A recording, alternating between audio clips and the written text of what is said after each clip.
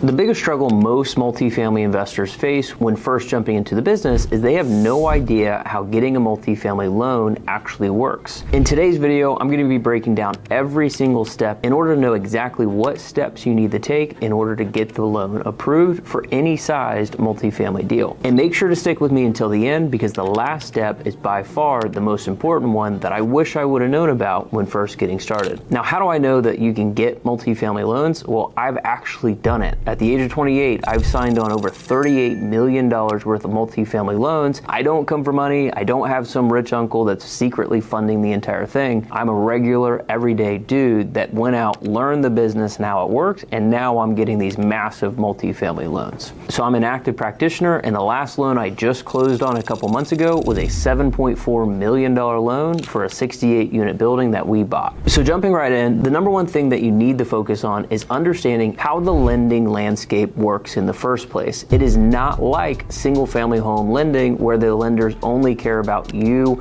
your personal income, and your credit score. The most important things that lenders look at when jumping into multifamily is they lend on the business or the asset itself. So they're not necessarily looking at you and your personal income to see if you can service the loan. They're looking at the building first, how much income that building has, and then they look at the sponsor, the experience, and whatnot. And that's the stuff I'll be breaking down in the next step. But the number one thing you have to understand is how does the lender look at these multifamily assets and judge how much of a loan that they're going to give you, at what interest rate, and does the property have enough income to support that loan amount. And so here are the most important metrics that lenders actually care about when looking at multifamily deals. Number one is DSCR. It stands for debt service coverage ratio. Very similar to if you were to go out and buy a single family home and you were borrowing a couple $100,000 and it costs $2,000 a month in interest payments, they're going to look at your income and make sure that you make enough money to service those payments. It's the exact same thing. They take the property's net income after all of the expenses, it's called NOI, and then they divide it by the annual payment that you'd be making to the bank. For example, if you had a loan that cost you $100,000 per year in interest payments, they're going to be looking for that property to have at least $125,000 of net operating income. That would mean that the DSCR is 1.25, and that is the industry standard that most lenders look at. Now, the way that they actually approve these loans is they look at the deal itself for about 90 to 95% of the decision making. Does the deal have enough income? Does it support the debt in place at today's interest rate?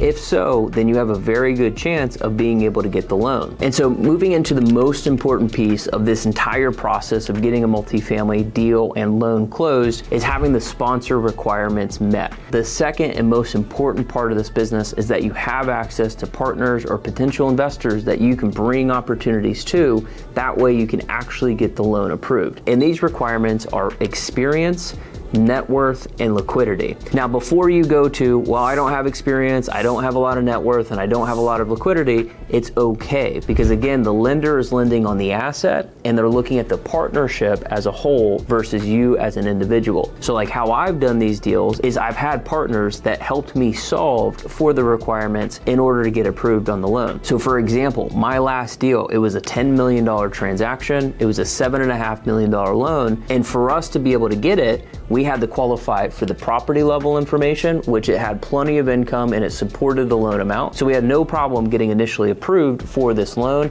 And then the second piece to it was the sponsor qualifications.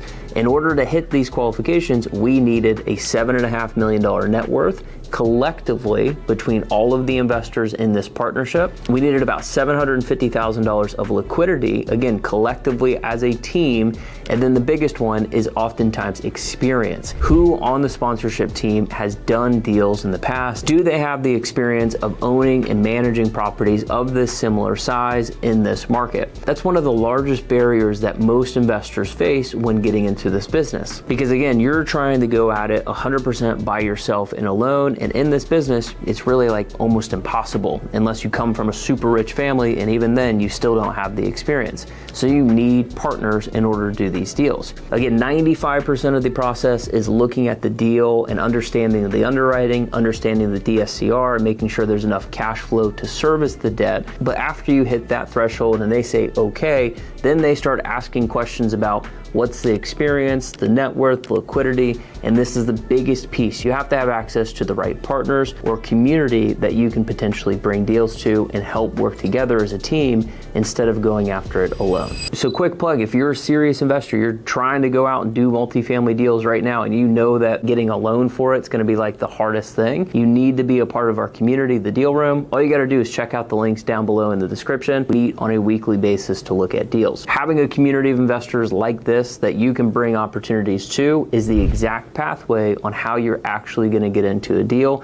and close in 2026. So quick recap, again, the two things that lenders are looking at for any multifamily or really commercial real estate deal is the property level. They look at this and judge their decision about 90 to 95% on the property's income, the property's DSCR, and then once they've approved it on the deal side, then they come over and look at sponsor experience, net worth, and liquidity. And again, if you don't have it, which like 99% of people don't, you need to have access to partners that can help you actually close on these deals. It's the exact same way I did it. It's the exact same way hundreds of people inside of our community have done it as well. Every deal I've done, from the very first one, it was an $8 million transaction, to the very last one that I just closed on, over a $10 million transaction, I've always been able to solve for the problems that most of you sitting here right now listening to it, you use these barriers as an excuse on why not to get started or why not to even try to go after deals. I've been able to find the right people or partners in order to help solve these problems, so that way we can actually close on deals. Again, you can get started in single family and stay small and play alone forever. It's just a super slow way to create wealth. If you really want to take it to the next level and start closing multifamily deals, you're gonna need to find a community so you can grow together and find the team that you want to be on. So if you found value in today's video, make sure you like the video, comment below what specific questions you have. Always happy to bring as much value as possible to the channel. And as always, make sure that you're subscribed to the channel so you don't miss some of the best multifamily content on the internet. I will see you in the next one.